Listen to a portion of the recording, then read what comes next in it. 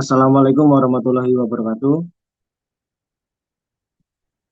Mohon izin Bapak, kami dari kelompok 4 ya, ingin mempresentasikan kerja kelompok dari kami yang berjudul Sumber Daya Alam dan Lingkungan.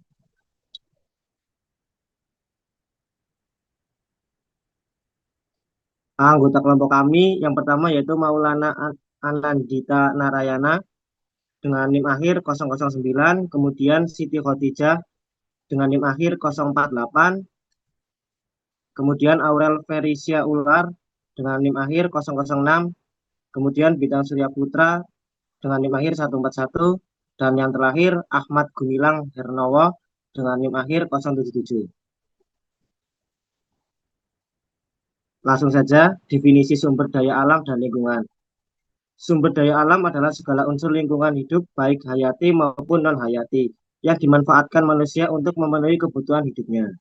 Lingkungan mencakup seluruh kondisi di sekitar makhluk hidup, termasuk keanekaragaman hayati, energi, transportasi hijau, pengelolaan limbah, dan arsitektur ramah lingkungan. Keduanya perlu dikelola secara bijak agar pemanfaatannya berkelanjutan serta tetap menjaga keseimbangan dan kualitas lingkungan hidup. Sumber daya alam. Berdasarkan Undang-Undang Nomor 32 Tahun 2009, sumber daya alam diartikan sebagai unsur lingkungan hidup yang terdiri atas sumber daya hayati dan non-hayati, yang secara keseluruhan membentuk kesatuan ekosistem.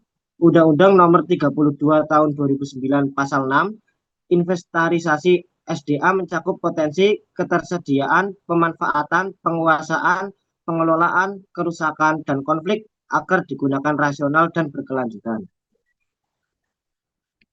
Pembagian sumber daya alam. Yang pertama, perpetual. Selalu ada dan relatif konstan meskipun dieksploitasi besar-besaran. Contoh matahari, angin, ombak, dan panas bumi. Pemanfaatan energi terbarukan seperti listrik, tenaga angin, matahari, ombak, dan panas bumi. Renewable resources dapat diperbarui. Dalam jangka pendek dapat berkurang, tetapi dalam jangka panjang akan pulih kembali karena proses alam. Syarat renewable: yang pertama, lingkungan harus terjaga agar memungkinkan pemulihan. Yang kedua, pemanfaatan harus memperhatikan kondisi agar bisa pulih kembali. Contoh, hutan, perikanan, dan peternakan. Yang ketiga, non-renewable resources tidak dapat diperbarui. Yang pertama, memerlukan jutaan tahun untuk berbentuk sehingga tidak dapat diperbarui. Bahan bakar fosil, minyak bumi, gas bumi, batu bara. Yang keempat, terakhir, potensial resources. Potensial alam yang besar namun belum dimanfaatkan karena keterbatasan pengetahuan. Di masa depan, dengan perkembangan ilmu dan teknologi, potensi ini bisa menjadi sumber daya penting. Selanjutnya, sumber daya buatan. Sumber daya buatan adalah sumber daya yang sengaja dibuat atau diolah oleh manusia dari bahan yang ada di alam untuk memenuhi kebutuhan hidupnya. Sumber daya ini tidak terbentuk secara alami seperti hutan atau sungai, melainkan hasil rekayasa, pembangunan, atau pengelolaan manusia. Contoh sumber daya buatan. Yang pertama, sawah. Lahan pertanian basah yang dibuat manusia untuk menanam padi atau tanaman pangan lain. Yang kedua, waduk, kolam besar buatan untuk menyimpan air yang digunakan untuk irigasi, perikanan, pembangkitan listrik, rekreasi, dan pengendalian banjir. Yang ketiga, perkebunan. Lahan yang ditanami tanaman tertentu secara luas seperti teh, kopi, kelapa sawit, atau karet untuk keperluan produksi. Yang keempat, tegalan. Lahan kering ini di sekitar pemukiman yang digunakan masyarakat untuk menanam sayuran atau tanaman kebutuhan sehari-hari.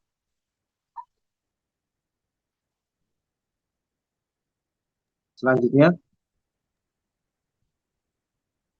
Selanjutnya yaitu sumber daya manusia. Pengertian sumber daya manusia yaitu sumber daya manusia adalah individu yang memiliki keterampilan, pengetahuan, dan kemampuan untuk berkontribusi dalam suatu organisasi atau lingkungan kerja. Contoh sumber daya manusia yaitu yang pertama ada karyawan atau pegawai, yaitu individu yang bekerja penuh waktu, paruh waktu, atau kontrak dalam organisasi. Ada juga mahasiswa. calon tenaga kerja yang mempersiapkan diri dengan keterampilan dan pengetahuan. Ada juga pengangguran, individu yang aktif mencari pekerjaan dan siap bekerja. Ada juga pemimpin perusahaan, seperti CEO, direktur, dan eksekutif yang mengarahkan organisasi. Dan yang terakhir yaitu tenaga ahli dan teknisi, orang yang memiliki keahlian khusus di bidang tertentu, contohnya dokter, akuntan, dan teknisi. Lanjut ke pengertian lingkungan. Lingkungan adalah kesatuan ruang yang mencakup benda, sumber daya, energi, kondisi, dan makhluk hidup termasuk manusia beserta perilakunya yang saling mempengaruhi dalam menjaga keseimbangan alam, keberlangsungan hidup, dan kesejahteraan makhluk hidup. Lingkungan terdiri dari komponen biotik, yaitu yang bernyawa seperti tumbuhan, hewan, manusia, dan mikroorganisme, dan abiotik yaitu yang tidak bernyawa seperti air, tanah, udara, iklim, dan cahaya yang bersama-sama membentuk suatu sistem yang saling terkait. Secara sederhana, lingkungan adalah segala sesuatu yang ada di sekitar manusia yang mempengaruhi perkembangan kehidupannya secara langsung maupun tidak langsung. Contoh lingkungan yaitu yang pertama ada lingkungan alam seperti hutan, sungai, udara, dan tanah. Yang kedua ada lingkungan sosial, mencakup komunitas, budaya, ekonomi, dan politik. Dan yang ketiga adalah lingkungan kerja, yaitu kondisi fisik dan sosial di tempat kerja. Hubungan antara SDM dengan lingkungan. Hubungan antara sumber daya manusia dan lingkungan sangat erat karena hubungan lingkungan berpengaruh langsung terhadap kualitas kinerja dan perkembangan SDM. Lingkungan kerja yang kondusif memberikan dampak positif berupa peningkatan kualitas dan produktivitas SDM. Sebaliknya, jika lingkungan yang kurang mendukung dapat menurunkan kinerja dan kesejahteraan SDM. Beberapa poin utama hubungan SDM dan lingkungan adalah sebagai berikut. Yang pertama, lingkungan kerja yang baik, baik secara fisik maupun non-fisik. Kontribusi signifikan terhadap kualitas dan kinerja sumber daya manusia di organisasi. Hal ini berdampak pada efektivitas dan produktivitas kerja SDM. Yang kedua, pengembangan SDM juga dipengaruhi oleh lingkungan kerja yang mendukung, yang memungkinkan peningkatan keterampilan, motivasi, dan disiplin kerja. Dan yang ketiga yaitu lingkungan eksternal dapat mempengaruhi kompetensi dan kinerja SDM serta kinerja organisasi secara keseluruhan. Manajemen SDM harus memperhatikan faktor lingkungan agar dapat mengoptimalkan potensi dan kontribusi SDM dalam mencapai tujuan organisasi. Secara keseluruhan, keberhasilan pengelolaan SDM sangat bergantung pada lingkungan di mana SDM tersebut bekerja dan berkembang. Sehingga pemeliharaan lingkungan yang baik menjadi faktor penting dalam manajemen sumber daya manusia, mengurangi dampak negatif terhadap lingkungan. Tujuannya adalah menjaga keseimbangan. Lanjut ke konservasi sumber daya alam non-hayati. Konservasi sumber daya alam non-hayati adalah upaya pengelolaan dan pemanfaatan sumber daya alam yang berupa benda mati, abiotik, secara bijaksana untuk menjamin ketersediaannya di masa depan. Fokus utamanya adalah mencegah eksploitasi berlebihan dan kerusakan, sehingga manfaatnya dapat dirasakan oleh generasi sekarang dan generasi yang akan datang. Selanjutnya, ada apa saja sumber daya non-hayati? Yang pertama ada daya tambang dan mineral, yaitu minyak bumi, gas alam, batu bara, emas dan perak, nikel, timah, bauksit, dan besi. Yang kedua ada bantuan, yaitu pasir, batu kapur, marmer, granit, gipsum, balsat, dan obsidian. Yang ketiga ada tanah. Tanah adalah sumber daya vital yang tidak tergantikan sebagai fondasi kehidupan, penyedia makanan, air bersih, tempat tinggal, dan penjaga keseimbangan lingkungan. Yang terakhir ada air, yaitu meskipun memiliki siklus, air bersih merupakan sumber daya terbatas yang berkualitas dan kuantitasnya perlu dijaga. Slide berikutnya ada mengapa konservasi sumber daya alam non-hayati penting. Sumber daya non-hayati pada umumnya memiliki jumlah yang terbatas, sehingga eksploitasi berlebihan dan mengakibatkan kelangkaan dan kehabisan. Eksploitasi dan penambangan yang tidak terkendali dapat menyebabkan kerusakan lingkungan seperti populasi tanah, air, udara, serta kerusakan ekosistem. Konservasi sumber daya bertujuan untuk menjamin ketersediaannya bagi generasi mendatang agar dapat dimanfaatkan untuk pembangunan kesejahteraan. Pengelolaan yang baik terhadap sumber daya alam yang sangat penting untuk menjaga stabilitas ekonomi dengan mencegah kelangkaan yang dapat memicu krisis ekonomi dan energi.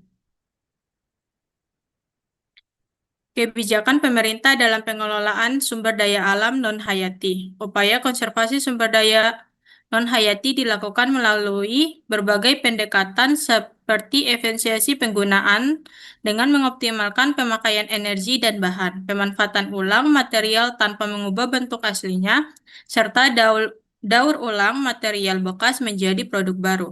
Selain itu, substitusi dengan sumber daya alternatif terbarukan seperti energi surya dan angin serta rehabilitas lahan bekas tambang turut berkontribusi dalam pelestarian. Dukungan regulasi dan kebijakan pemerintah yang ketat juga diperlukan untuk memastikan eksploitasi dilakukan secara berkelanjutan dan minim dampak lingkungan. Keanekaragaman hayati. Keanekaragaman hayati adalah keberagaman makhluk hidup di bumi, mencakup variasi gen, spesies, dan ekosistem. Menurut Undang-Undang Nomor 5 Tahun 1994, pengesahan Convention on Biology in the Diversity. Keanekaragaman hayati meliput seluruh makhluk hidup di daratan, laut, dan ekosistem akuatik, termasuk hubungan antara organisme dan lingkungannya. Secara garis besar, keanekaragaman hayati dibagi menjadi 3 tingkat, yaitu pertama, keanekaragaman gen, perbedaan genetik antar individu dalam satu spesies, contoh berbagai varietas padi atau jenis durian. Yang kedua, keanekaragaman jenis, perbedaan antar spesies yang hidup di ekosistem tertentu, contoh berbagai jenis penyu di Indonesia. Ketiga, keanekaragaman ekosistem, perbedaan bentuk dan susunan habitat makhluk hidup, contoh hutan hujan tropis, savana, sungai, laut, dan rawa.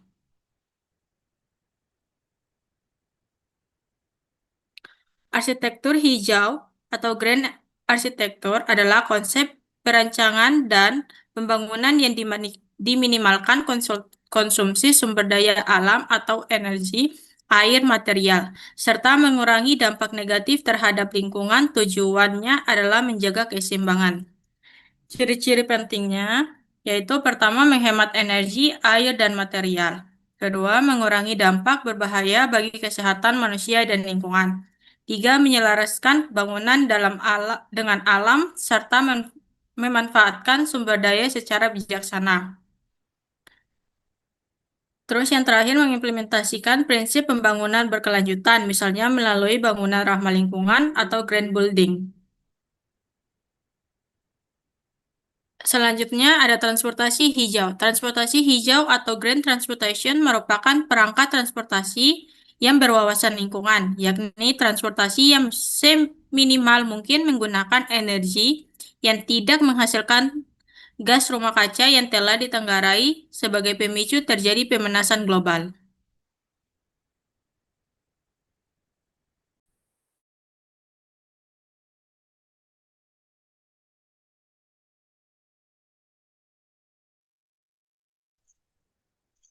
Baik, selanjutnya ada implementasi transportasi hijau. Untuk implementasi transportasi hijau bisa dibagi menjadi 3 sektor ya. Yang pertama ada kendaraan ramah lingkungan. Contohnya adalah penggunaan mobil listrik, mobil hibrid, dan penggunaan sepeda skuter non mesin. Selanjutnya ada tradisional. Contohnya adalah penggunaan jalur bangkai yang lebih aman dan aman, lalu penyediaan jalur sepeda yang terpisah dari kendaraan bermotor.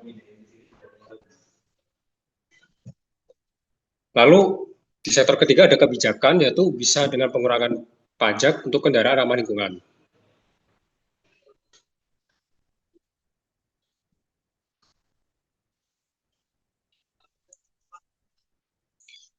Selanjutnya adalah energi bersih. Energi bersih adalah tenaga yang berasal dari energi terbarukan. Energi terbarukan merupakan energi yang berasal dari proses alam yang berkelanjutan. Contohnya seperti tenaga surya, tenaga angin, arus air, proses biologi atau tenaga biofuel, dan panas bumi.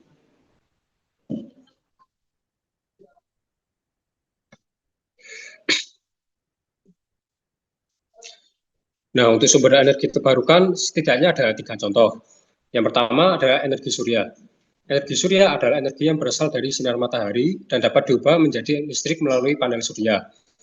Energi ini ramah lingkungan karena tidak menghasilkan polusi dan banyak dimanfaatkan untuk lampu jalan, pemanas air, hingga pengisian baterai kendaraan listrik. Lalu contoh selanjutnya adalah energi biofuel. Biofuel atau bahan bakar nabati merupakan energi yang dihasilkan dari bahan organik seperti tumbuhan, limbah pertanian, atau minyak nabati. Biofuel dapat digunakan sebagai pengganti bensin atau diesel. Misalnya biodiesel dari kelapa sawit dan bioetanol dari tebu atau jagung. Contoh berikutnya ada energi angin. Energi angin adalah energi yang memanfaatkan pergerakan udara untuk menghasilkan listrik melalui turbin angin. Energi ini juga termasuk ramah lingkungan dan telah digunakan pada pembangunan.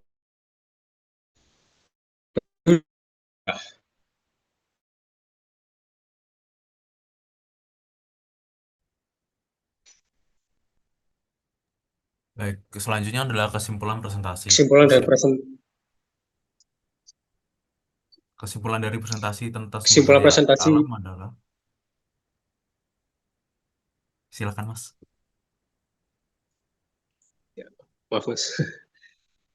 Jadi kesimpulan presentasi dari kami adalah segala potensi yang diberikan alam untuk dimanfaatkan manusia, sedangkan lingkungan adalah ruang hidup yang mencakup seluruh unsur alam, makhluk hidup, dan interaksinya. Keduanya saling berkaitan karena sumber daya alam berada dalam lingkungan, dan keberlanjutannya sangat bergantung pada cara manusia mengelola serta menjaga keseimbangannya.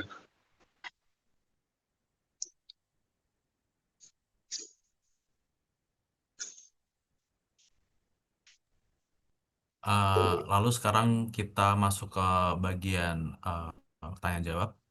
Untuk pertanyaan pertama dari Pandu Mulya Tirta dari kelompok 9 dengan NIM 2406010241. Pertanyaannya, bagaimana dampak eksploitasi sumber daya non-hayati yang tidak terkendali terhadap lingkungan? Jawabannya ada 3.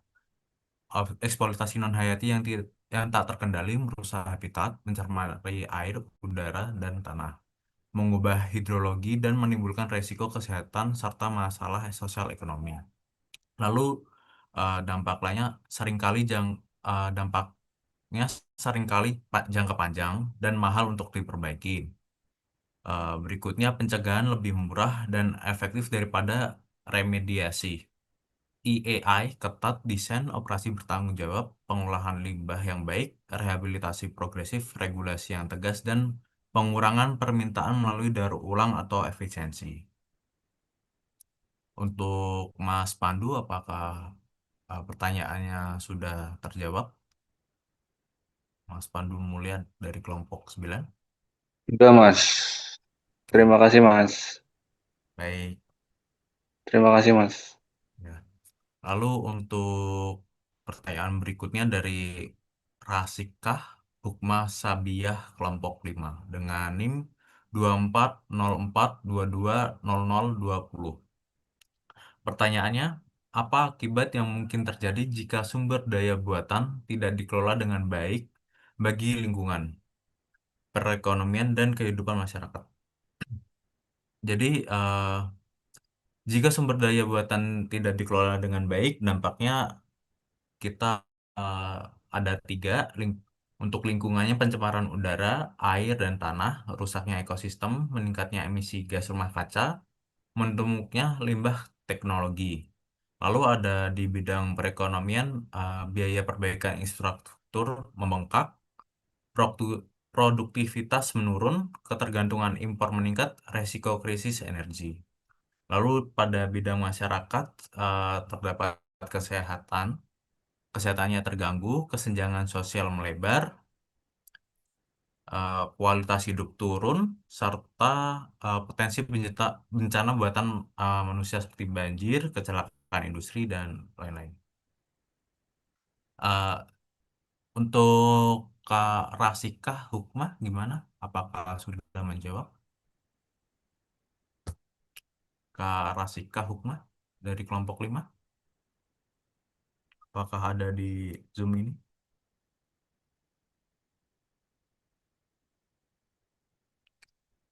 Oke, kita lanjutkan saja. Lalu untuk, oh ya, terima kasih Kak.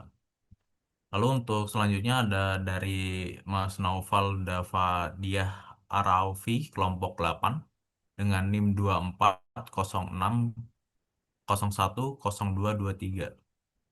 Untuk pertanyaannya,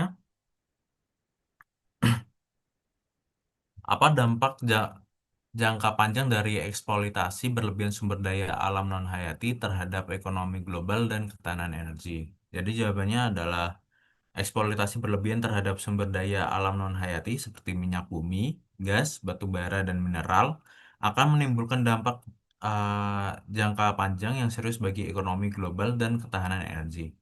Seiring menipisnya cadangan Seiring menipisnya cadangan, biaya produksi meningkat dan harga energi menjadi semakin mahal di pasar internasional. Kondisi ini dapat memicu inflasi global, memperlambat pembangunan ekonomi, dan memperbesar risiko krisis energi. Selain itu, ketergantungan antar negara terhadap pasokan energi tertentu juga meningkatkan potensi konflik geopolitik. Dalam jangka panjang, eksploitasi yang tidak terkendali akan memperlemah ketahanan energi dunia dan menekan kebutuhan dan transisi cepat menuju sumber energi terbarukan. Untuk Mas Noval Davadia, apakah sudah terjawab? Mas Noval?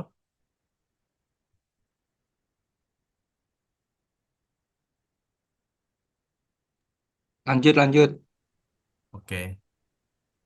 Eh, lalu berikutnya ada pertanyaan dari Mas Muhammad Fadli Arosid dari kelompok 1 dengan NIM 2404080033.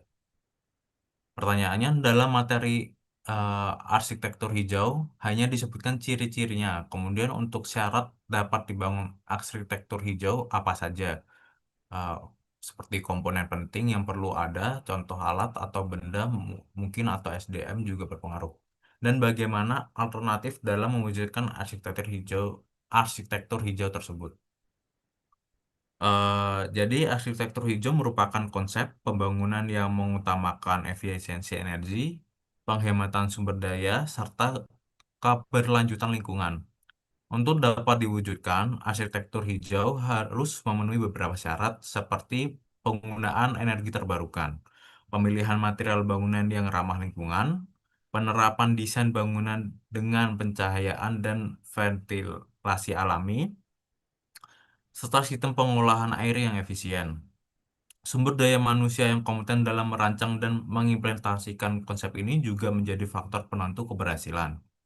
Alternatif yang dapat ditempuh untuk mewujudkan arsitektur hijau antara lain melalui dukungan regulasi dan insentif pemerintah, peningkatan kesadaran masyarakat, serta optimalisasi teknologi lokal yang sesuai dengan kondisi iklim Indonesia. Dengan langkah-langkah tersebut, arsitektur hijau dapat diterapkan lebih luas dan memberikan dampak positif jangka panjang bagi lingkungan maupun masyarakat. Untuk Mas Muhammad Fadli, bagaimana? Apakah sudah terjawab pertanyaannya, Mas Fadli? Oke, kita lanjut. Lalu pertanyaan kelima dari Panji Mahesa Wijaya Diningrat dari kelompok 11 dengan NIM 2404220010. Pertanyaannya, apa tantangan terbesar dari transportasi hijau yang membuat penerapannya di Indonesia belum optimal atau belum banyak diimplementasikan secara merata? Jadi ada beberapa tantangan Yang pertama adalah harga kendaraan ramah lingkungan masih mahal, seperti mobil listrik atau hibrida sulit dijangkau masyarakat menengah ke bawah. Lalu selanjutnya ada infrastruktur pendukung terbatas, seperti stasiun pengisian kendaraan listrik, charging station masih sedikit dan belum merata di seluruh daerah. Ketergantungan pada energi fosil atau BBM, pemasukan BBM masih dominan, sementara energi terbarukan belum sepenuhnya terintegrasi. Kebijakan dan regulasi, insentif insentif pemerintah ada, tetapi belum cukup menarik bagi industri dan masyarakat luas. Lalu yang terakhir ada kesadaran masyarakat. Budaya menggunakan transportasi umum, bersepeda dan atau berjalan kaki masih rendah karena dianggap kurang praktis. Untuk Mas Panji Mahesa, apakah sudah terjawab pertanyaannya?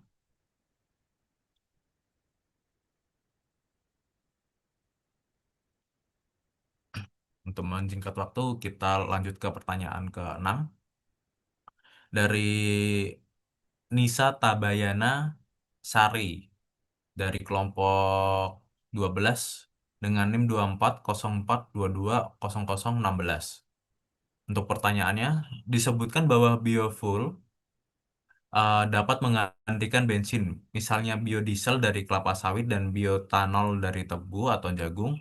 Pertanyaannya, berapa persen tumbuhan yang digunakan untuk bahan bakar ini dan seberapa besar pengaruh terhadap kesediaan pangan? Persentase penggunaan tanamannya di Indonesia hanya sekitar 3-5% hasil kelapa sawit dialokasikan untuk biodiesel. Lalu untuk bioetanol dari tebu atau jagung masih sangat kecil, kurang dari 1% karena industri belum berkembang luas. Lalu untuk dampak pada kesediaan pangan, jika terlalu banyak lahan pangan yang dialihkan untuk biofuel, bisa terjadi kompetisi antara pangan dan energi yang berujung pada naiknya harga pangan. Namun jika menggunakan limbah pertanian atau tanaman non-pangan, maka dampaknya terhadap kesediaan pangan bisa diminimalisir. Untuk Kak Nisa Tabayana dari kelompok 12, apakah sudah terjawab? Baik, terima kasih. Oke, kita lanjut ke pertanyaan ke-7. Dari Muhammad Satrio Bimantoro dari kelompok 9 dengan NIM 2406010224. Untuk pertanyaannya, jelaskan perbedaan antara sumber daya alam terbarukan dan tidak terbarukan, serta implikasi pengolahannya. Jadi, sumber daya alam terbarukan, perbedaannya dengan sumber daya yang tidak terbarukan adalah sumber daya alam terbarukan dapat pulih kembali secara alami dalam waktu singkat, sedangkan sumber daya yang tidak terbarukan akan habis karena jumlahnya terbatas dan tidak dapat diperbarui. Akibatnya, pengolahan SDA terbarukan berfokus pada keberlanjutan, sementara SDA tidak terbarukan harus dihemat, didaur ulang, dan dicarikan substitusinya. Lalu implikasinya, pengolahannya berfokus pada konservasi dan efisiensi untuk memperlambat penipisan yang dilakukan melalui 3 cara utama. Yang pertama, efisiensi penggunaan atau hemat energi, lalu daur ulang, recycle material bekas.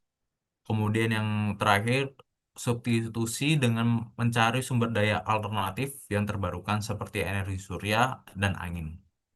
Untuk Muhammad Satrio, apakah sudah terjawab pertanyaannya dari kelompok 9?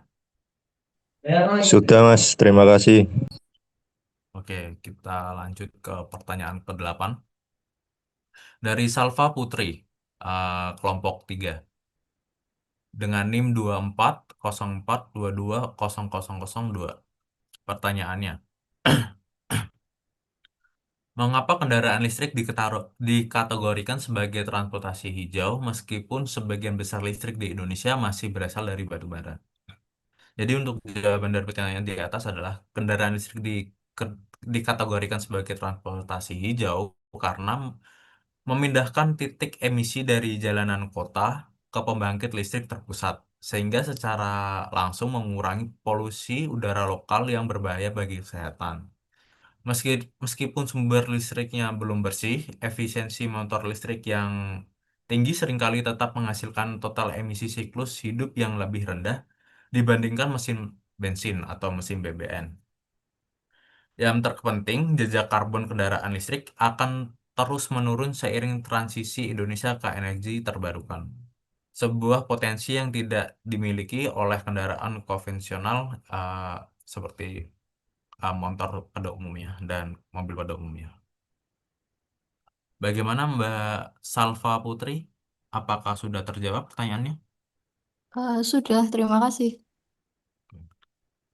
Lalu untuk pertanyaan ke-9 dari Cesila Naswa N kelompok 2 dengan NIM 2404080042. Pertanyaannya, jika sumber daya alam non-hayati jumlahnya terbatas, bagaimana strategi terbaik agar pembangunan ekonomi tetap berjalan tanpa merusak kelestarian lingkungan?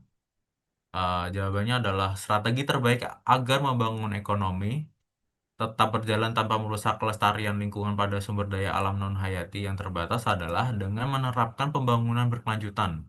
Ini mencakup pembangunan rendah karbon atau pembangunan hijau yang mengutamakan pemanfaatan sumber daya secara efisien dan berkelanjutan, menggunakan energi terbarukan, serta melakukan pengelolaan dan inklusif, transparan dan partisipatif. Pendekatan ini menjaga keseimbangan antara pertumbuhan ekonomi, keadilan sosial, dan kelestarian lingkungan. Untuk Mbak Cesila Naswa, bagaimana? Apakah sudah terjawab? Mbak Cesila,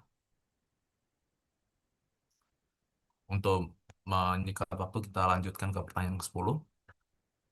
Dari Narendra Aditya dari kelompok 6 dengan NIM 2406010133.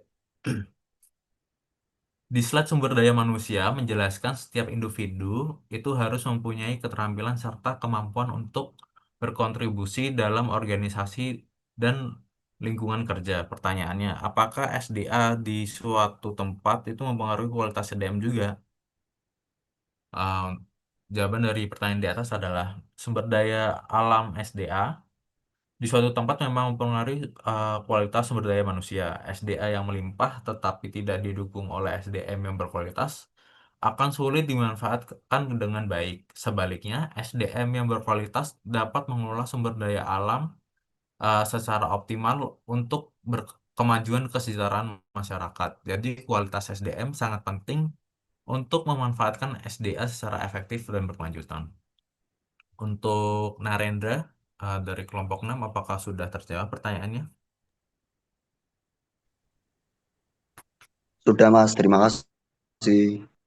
Oke, kita lanjut ke pertanyaan terakhir, pertanyaan ke-11 dari Benigno Utama Dio Ivan dari kelompok 3 dengan NIM 2404220001. Dalam presentasi disebutkan beberapa solusi hijau seperti mobil listrik, biofuel, dan panel surya. Namun di sisi lain kita tahu bahwa produksi mobil listrik membutuhkan nikel dan litium. Biofuel bisa mendorong perluasan lahan sawit dan panel surya juga punya limbah material.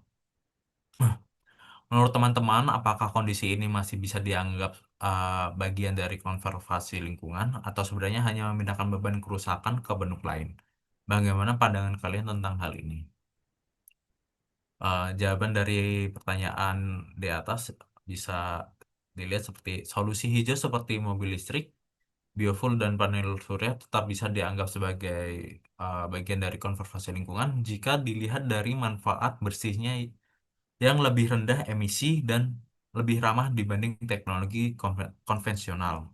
Namun dampak negatif seperti penambangan nikel atau litium, perluasan lahan sawit, dan limbah panel surya menunjukkan bahwa baik, tanpa pengolahan baik, kita hanya memindahkan beban kerusakan ke bentuk lain. Karena itu, solusi hijau perlu diiringi kebijakan yang ketat, sumber bahan baku keberlanjutan, serta sistem daur ulang agar benar-benar mendukung konservasi lingkungan, bukan sekadar menggantikan jenis kerusakan. Untuk Mas Benigno, apakah sudah terjawab pertanyaannya? Sudah cukup menjawab. Cuman boleh nggak aku tanya dikit lagi? Ya, silahkan Mas. Oke, menurut kalian kebijakan seperti apa sih? Mungkin bisa diberi contoh untuk kebijakan yang ketat tuh seperti apa? Mungkin atau contoh kebijakannya gitu. Terima kasih. eh Kalau dari saya ya Mas ya, untuk penambangan nikel mungkin dibatasin eh, berapa besar, banyak yang ditambang dalam kurun waktu berapa tahun atau kontraknya. Lalu untuk perluasan lahan sawit gitu ya misalnya ya, mungkin seperti ada peraturan Perda atau pemerintah untuk membatasin jumlah luas lahan sawitnya. Lalu untuk limbah panel surya ini berarti lebih ke bagaimana cara kita mengolah limbahnya ya. Jadi bisa direduce atau di-recycle. Seperti itu Mas. Itu berarti bisa dari organisasi masyarakat, bisa juga dari kebijakan pemerintah. Seperti itu Mas. Oke, terima kasih. Oke, Se-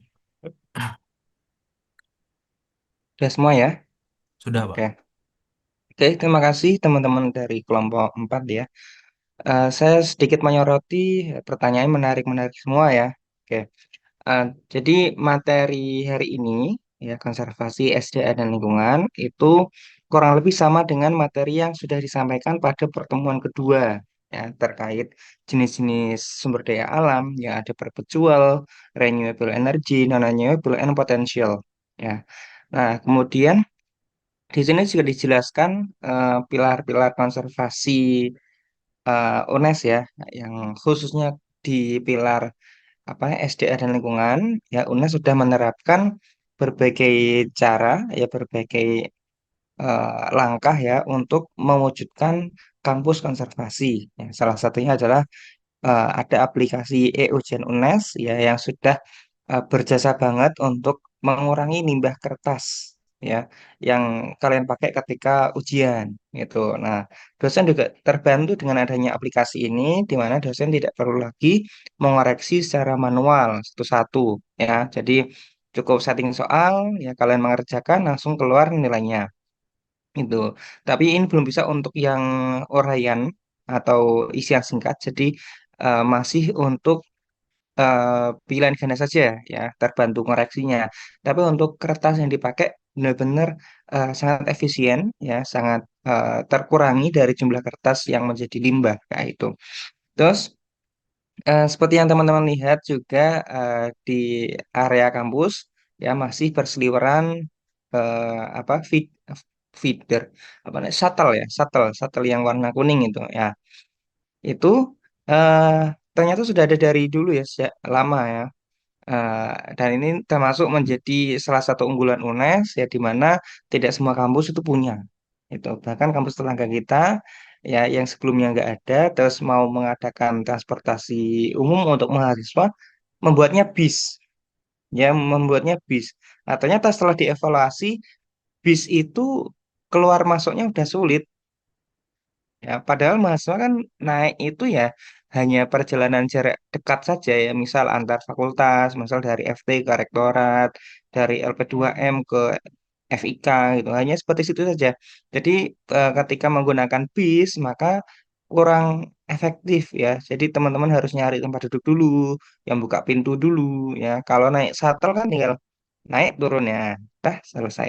Gitu. Nah, makanya sekarang kampusnya mencontoh UNES nih ya membuat shuttle juga gitu. Nah, ini termasuk kebanggaan kita ya karena eh, salah satunya karena shuttle itu tadi ya UNES bisa menempati peringkat kelima di UI Green Metric gitu ya untuk level Indonesia. Nah, ini termasuk kebanggaan kita semua gitu. Nah, FYI teman-teman dulu 2014 itu ada sepeda kuning ya sepeda kuning ya apa ya singkatannya sekun ya sepeda kuning itu Nah, sepeda kuning ini adalah sebetulnya sumbangan dari bank-bank yang mitranya UNES gitu ya. Nah, dulu boleh dipakai oleh mahasiswa ya. Dan sayangnya banyak peminjam fiktif ya yang kemudian bikin KTM palsu dan kemudian meminjam sepeda tidak dikembalikan. Ya, sampai akhirnya sepedanya habis ya, sepedanya habis dijual. Sekarang tinggal sepeda-sepeda yang ada di dekanat ya gitu. Ya, tinggal sedikit. Terus kemudian dulu juga pernah ada ini, ada kebijakan parkiran terpusat. Ya, jadi parkiran itu hanya ada di LP2M dan parkiran pusat samping FIPP itu loh, yang bank-bank BNI itu loh. Nah, kan belakangnya ada parkiran itu. Nah, semuanya parkir di situ, ya. Nah, dulu pernah tuh diterapkan ya, tapi ternyata belum lama ya, cuma sebulan dijalankan itu udah timbul keresahan. Ya, banyak protes dari sana sini menjadi tidak efektif ya, karena misalnya nih eh, saya dari FMIPA ya, pilihan parkir terdekat ada di belakang PNI yang parkiran terpadu itu. Ya, saya misalkan mau pergi ke LP2M harus ke sana dulu, ya bolak baliknya, jadi tidak efektif.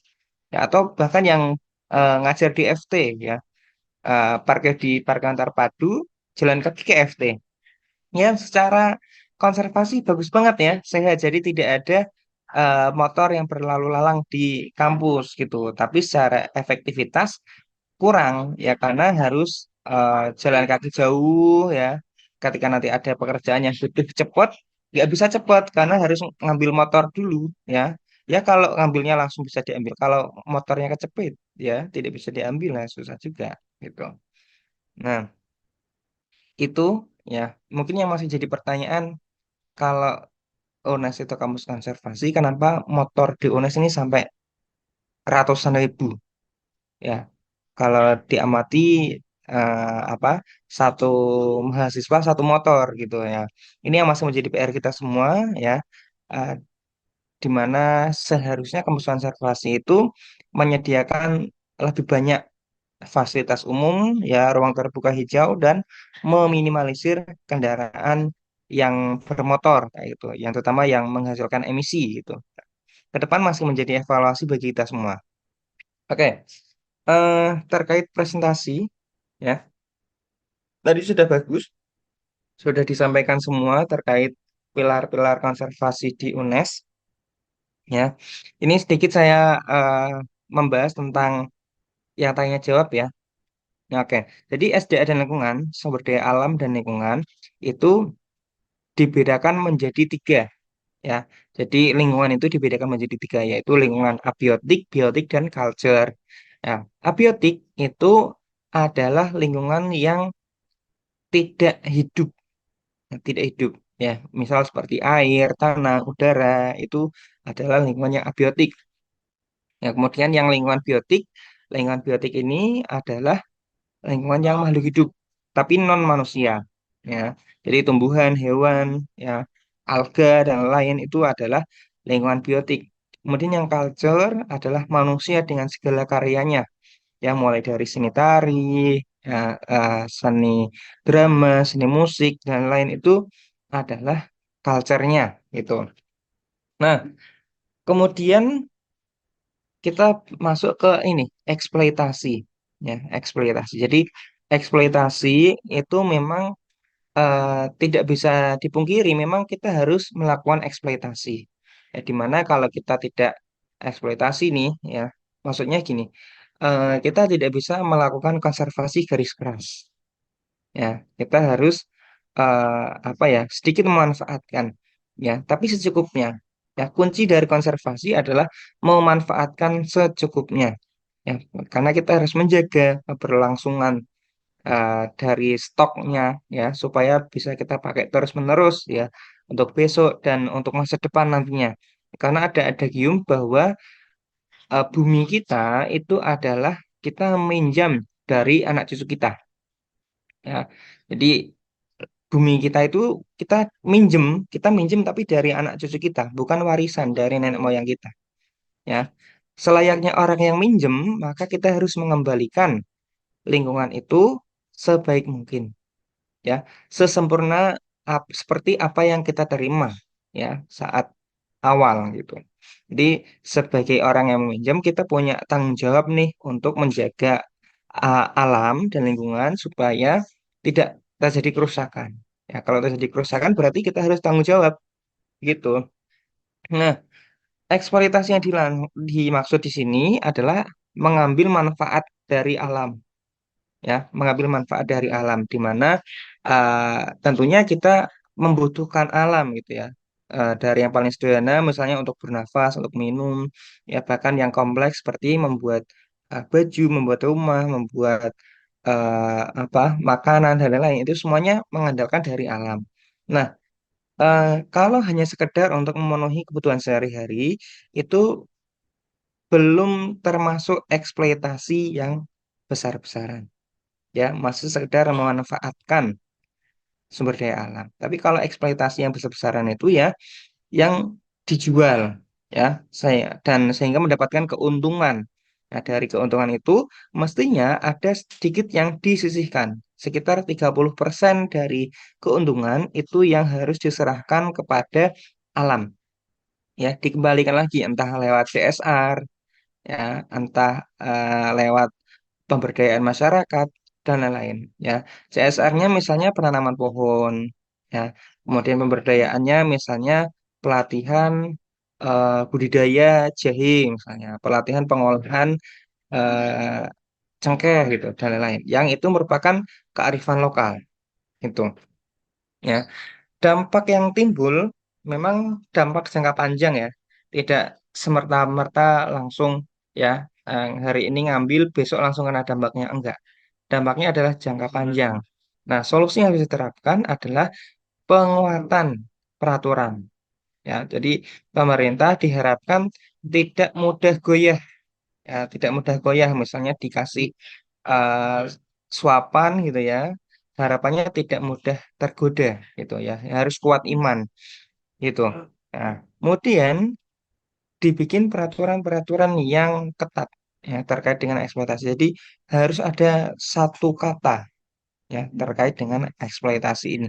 Mana yang jadi harus ditetapkan mana yang boleh diambil manfaatnya, mana yang harus dikonservasi. Nah, itu harus satu kata. Iya, iya, tidak, tidak. Ya, jangan berubah-berubah. Orang pun bingung. Itu. Terus ya, jadi pemerintah tuh sedang gencar mencari ini ya, investor gitu ya. Jadi kalau kita bicara soal investor, ya, Indonesia memang sebetulnya banyak yang berencana ke sini, tapi setelah mengetahui ya apa, lewat peraturan hukumnya, kemudian ada kasus seperti pungli, ya, pungutan liar dari ormas-ormas itu, mereka akhirnya kapok dan akhirnya pindah. Ya, salah satu negara yang menjadi tujuan adalah Vietnam, di mana Vietnam tenaga kerjanya sama murah dengan Indonesia dan di sana tidak ada pungli, ya, tidak ada pungutan liar.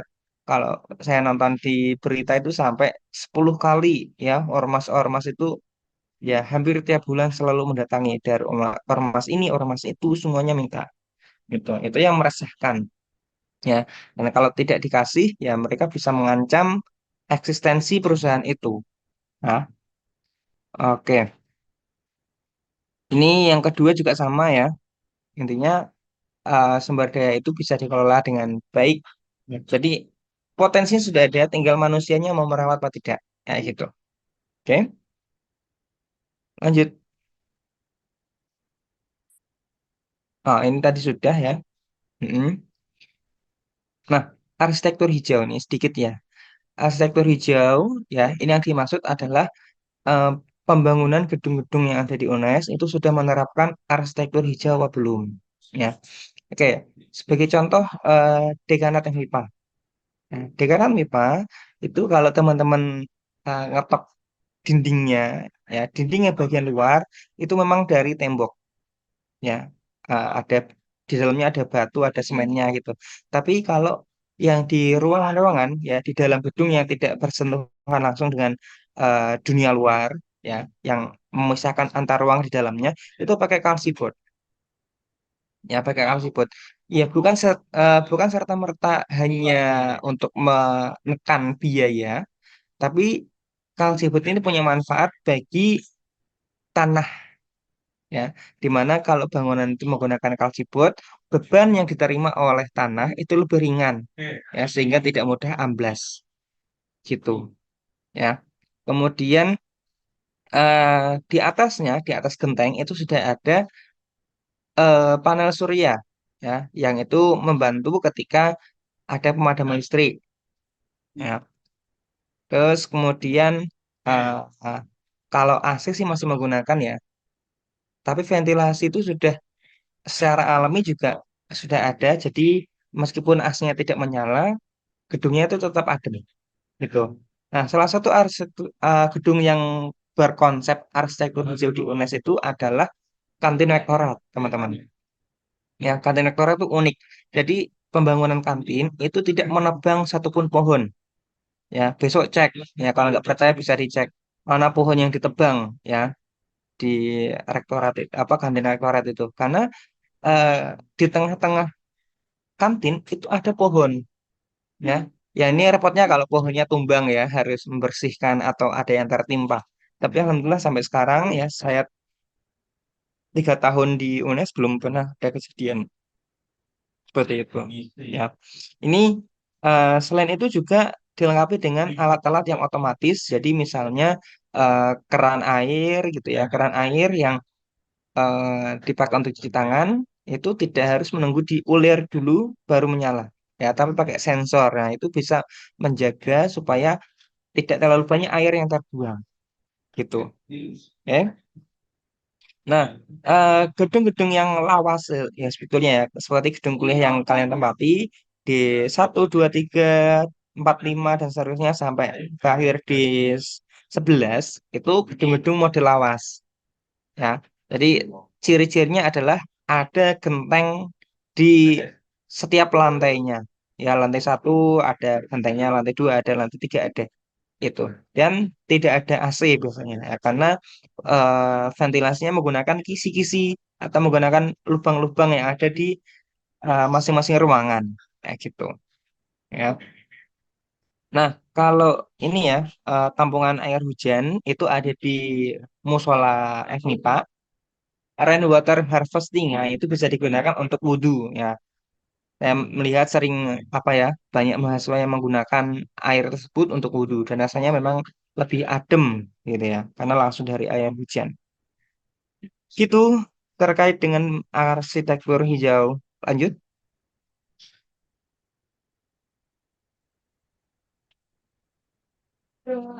lanjut. Oke, nih. Transportasi hijau dan biofuel. Ya. Jadi transportasi hijau, ya, contohnya ini yang bisa menjadi contoh adalah kendaraan listrik ya, kendaraan listrik. Betul tadi yang disampaikan oleh Ahmad Gemilang bahwasanya kendaraan listrik itu hanya memindahkan titik-titik polusi menjadi satu titik saja. Nah, ini bisa membantu untuk membersihkan polusi yang apa ya beredar di jalanan menjadi satu titik dan lebih mudah untuk dikendalikan gitu. Nah, eh, manfaatnya memang banyak ya. Salah satunya tadi kota menjadi lebih bersih ya, tidak berisik, ya, tidak ngeng-ngeng, tidak berisik kayak gitu ya. Kemudian kalau teman-teman itu menggunakan di daerah yang sering banjir ya seperti di Genuk itu sangat terbantu karena eh, kendaraan listriknya tidak mati ya karena tidak ada knalpotnya ya tidak kemasukan air kayak gitu. Ya, kemudian tapi sayangnya kendala-kendala yang dihadapi masih banyak ya. Jadi pemerintah kita belum support penuh terkait dengan kendaraan ramah lingkungan ini. Ya, misalnya sebagai contoh kalau teman-teman mencari negara yang sangat support ya adalah negara-negara Skandinavia seperti di apa Finlandia, Norwegia, Swedia, Denmark itu ya mereka sangat support sekali. Kenapa? Karena pada suhu yang sangat rendah, misalnya saat musim dingin, bensin yang mereka pakai itu membeku ya, bensinnya membeku. Jadi tidak lagi seperti kita yang kapanpun mau berangkat ya tinggal tancap gas berangkat gitu. Tapi kalau di sana ya bensinnya beku, mau berangkat gimana? Ya, mau nyetar mobil nggak bisa, nyetar motor nggak bisa, ya. Jadi nunggu musim panas dulu, musim semi dulu, ya, baru bisa dinyalain lagi. Ya, makanya mereka sangat support banget nih terhadap eh, apa listrik, ya, kendaraan mobil listrik atau motor listrik ini karena mobil atau motor listrik ini bisa digunakan kapanpun, termasuk pada musim dingin gitu. Nah, ini terbukti dari harga kendaraannya yang dibuat lebih murah daripada kendaraan konvensional dan kemudian banyak sekali fasilitas yang digratiskan ya. Misalnya untuk tol ya, untuk parkir, kemudian untuk wisata alam mereka gratiskan bagi yang memiliki kendaraan listrik. Ya, sayangnya di kita belum ada gitu ya. Jadi ya sabar dulu karena kondisi kita berbeda bos ya. Kita eh, apa masih nyaman ya, masih nyaman dengan energi fosil ya, sehingga perubahan ke kendaraan listrik masih sulit ya. Terlebih kendaraan listrik kalau di Indonesia yang cenderung terik ya setiap hari itu agak sedikit merepotkan karena eh, suhu ya di sinilah katakanlah di Semarang itu panas ya, dan kalau dibiarkan dalam ruangan itu bisa meledak saking panasnya ya. Kalau melebihi suhu 40 derajat itu sudah harus mulai hati-hati karena bisa konslet. Nah, itu yang harus dihati-hati ya, itu. Nah, saya pernah main ke perusahaan ya yang mereka menggunakan renewable energy, suhu ruangannya tuh dijaga benar-benar dingin ya, bahkan tidak boleh mencapai 20 derajat Celcius ya. Ini padahal di ruangan itu hanya ada mesin-mesin panel surya aja ya, tidak ada orang yang kerja di situ. Jadi memang sengaja panel-panelnya dibuat sedingin mungkin supaya pekerjaannya lebih efisien gitu. Nah, itu juga butuh energi lagi gitu ya. Makanya penerapan di Indonesia ini agak sedikit lambat ya karena kondisi di Indonesia kondisi negara tropis ya, yang lebih panas ya, sehingga banyak sekali tantangan-tantangan yang dihadapi gitu. Nah, kalau untuk etanol ya sebetulnya kita punya potensi biomasa yang luar biasa banyak ya. Sayangnya kita juga punya potensi sumber daya minyak yang banyak juga gitu. Nah, sehingga sepertinya belum urgent ya untuk eh, langsung berganti ke biofuel atau bioetanol ini. Ya, banyak sekali yang bisa dipakai ya, misalnya dari jagung ya, biji bunga matahari, minyak jagung, jagung lagi, jagung matahari, terus kelapa sawit, rapeseed, ya, jarak dan lain-lain itu semuanya bisa menghasilkan minyak ya. Tapi masih sangat sedikit sekali karena masih dalam tahap pengembangan. Ya, karena eh, kenapa masih sedikit ya? Karena sumber daya minyaknya masih melimpah ya, harga bensinnya masih melimpah gitu, masih murah, masih terjangkau juga itu. Jadi belum ada kelangkaan. Nah, nanti kalau misalkan sudah ada kelangkaan nih ya, maka orang-orang akan berbondong-bondong untuk langsung pindah ya ke situ. Jadi tipikal orang Indonesia kalau belum terpaksa ya, belum diancam ya sulit untuk berpindah gitu ya. Harus dibikin kapok dulu nih. Gitu ya. Oke, lanjut. Oh ya, sedikit catatan dari pertanyaan ke-6 tadi bahwa kalau teman-teman mengembangkan energi terbarukan dari biofuel ini harus dihati-hati adalah jangan menggunakan sumber energi dari pangan ya. Karena kalau pangan itu ya memang bagus ya, misalnya energi dari air itu. Nah, nanti teman-teman minumnya dari mana? Ya, misalnya energi biofuel dari nasi gitu. Ya bagus, ya nasi bisa dipakai, bisa menghasilkan energi, tapi nanti teman-teman makan apa? Ya, jadi harus dipertimbangkan terkait dengan sustainability-nya. Ya, berkelanjutannya bagaimana? Oke, lanjut lagi.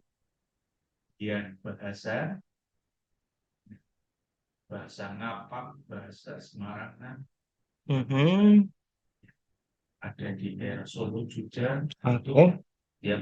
Nah, ini saya tidak perlu menjelaskan, yang pertanyaan ketujuh sudah jelas.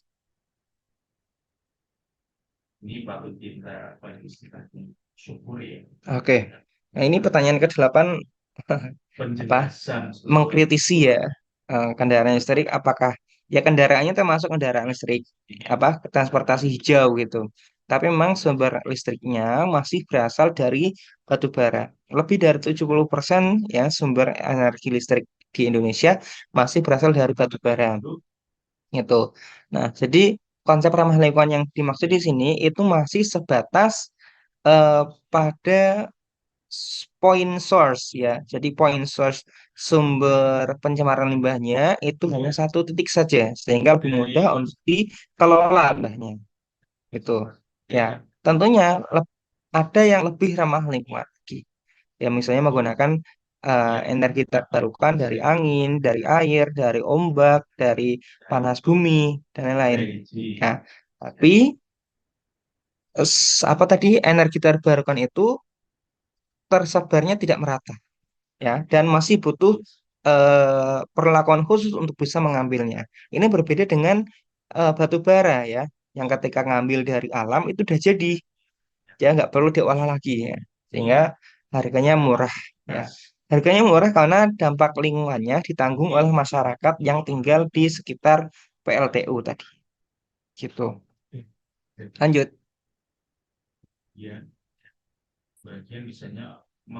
Strategi terbaiknya ya menggunakannya dengan hati-hati ya. Kita tidak menganut konservasi garis keras yang tidak boleh dipakai sama sekali, atau kita juga bukan negara yang liberal yang silakan semuanya dipakai ya. Nah, besok nggak tahu makan apa gitu. Tapi kita ada di tengah-tengah ya, yaitu konservasi. Boleh memakai tapi secukupnya ya, tidak usah tamak, tidak usah serakah, tidak usah rakus ya gitu ya. Nah, yang diterapkan strateginya benar ya, pembangunan energi berkelanjutan yang sirkular gitu. Jadi eh, apa energi-energi itu digunakan secukupnya saja ya, pembangunan yang rendah karbon. Nah, eh, ini ya pertanyaan 10 dari Naren, SDA dan SDM yaitu adalah dua komponen yang berbeda ya. SDM melengkap ya, tapi SDM ini bisa dipoles ya, misalnya dikasih pelatihan.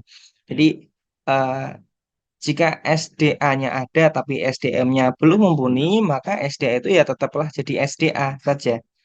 Maksudnya belum menjadi sumber daya, ya masih alam saja gitu. Jadi perlunya penggenjotan atau penggemblengan untuk SDM supaya bisa mengolah SDA ini gitu.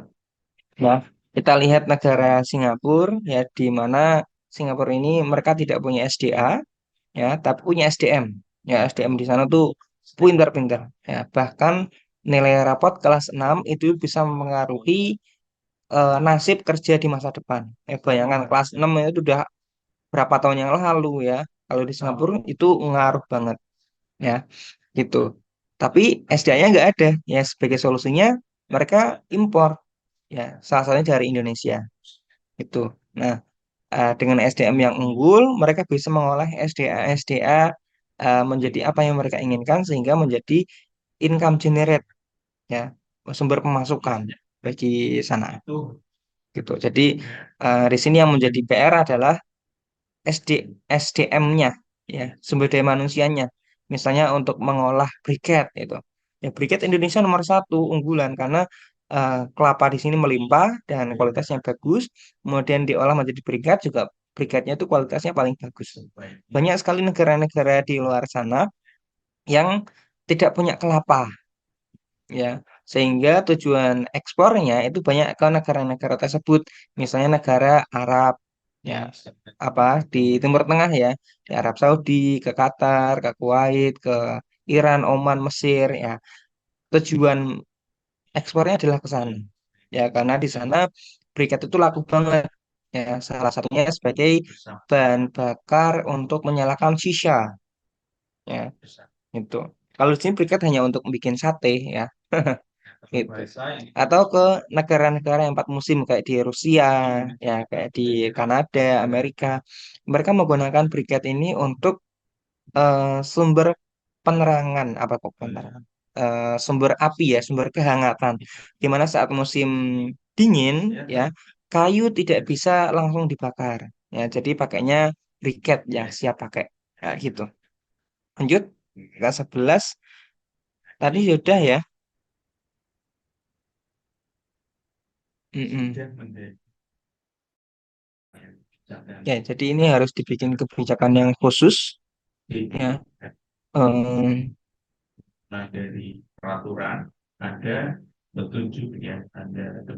Oke, nah jadi kita harus khususnya pemerintah ya, itu kita dorong untuk menentukan daerah-daerah yang dikonservasi, daerah-daerah yang boleh dieksploitasi mana gitu.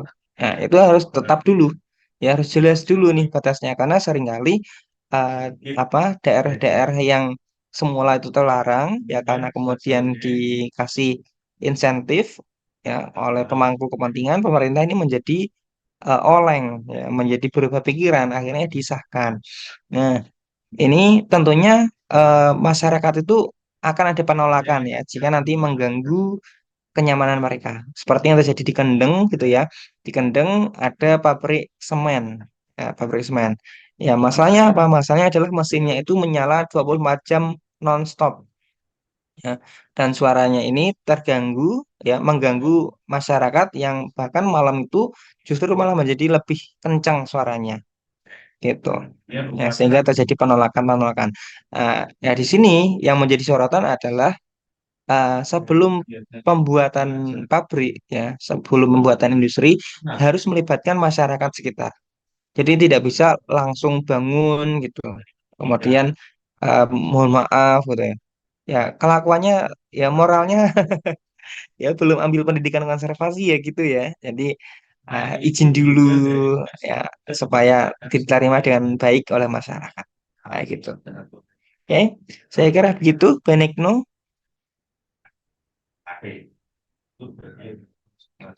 Oke, cukup ya. Dari saya cukup. Ada pertanyaan yang lain? Monggo.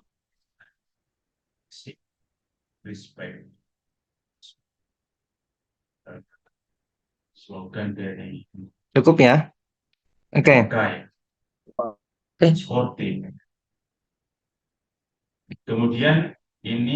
Silakan dari kelompok 4 bisa menutup presentasinya dulu.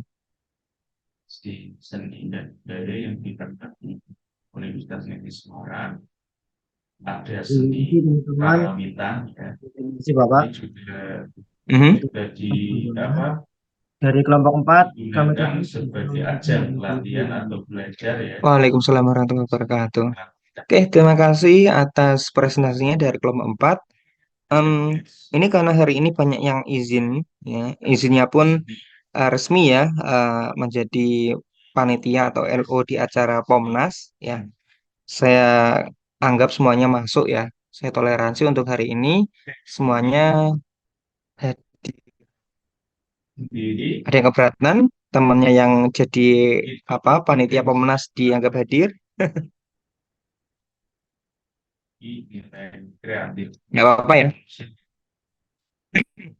Hanya kali ini saja. Oke, saya kira itu untuk kuliah kita hari ini. Oh iya, terkait proyek ada yang sudah mengerjakan? Misal mau dikonsultasikan terlebih dahulu gimana, Pak? Boleh, boleh. Bikin apa, Fadli? Dari kelompok saya ingin bikin ekstraksi etanol dari limbah cairan HP, Pak. HP. Oh ya, oke. Kalau seperti itu boleh.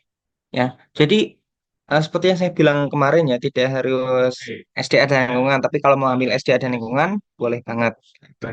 Ya, jadi bioetanol, Etanol, Pak. etanol ya. Oke, etanol tapi nanti diuji coba juga ya. Maksudnya etanol itu untuk apa? Apakah untuk apa bahan bakar, untuk apa? Untuk pengganti alkohol, ya. Misal dibakar bisa menyala apa enggak? Nah, nanti dikasih perbandingan lebih efisien mana, ya, plus minusnya dibandingkan dengan cara lama konvensional, kayak gitu. Itu ya Fadli ya. Jadi ada nilai plusnya, gitu. Oke. Baiklah, terima kasih. Mm-mm. Teman-teman dari FIK juga boleh banget ya, misalkan dibikin project latihan ya bersama-sama, ya manfaatnya apa sih ya, olahraga ini, gitu. Oke. Minggu depan materinya tentang apa ya? Ada yang tahu?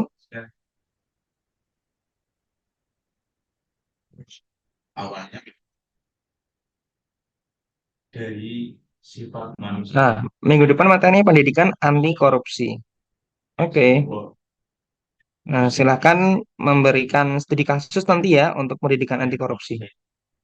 Oke. Dari saya cukup. Kita tutup kuliah kita sore hari ini dengan membaca doa. Semoga kita diberikan kesehatan dan keselamatan. Berdoa mulai.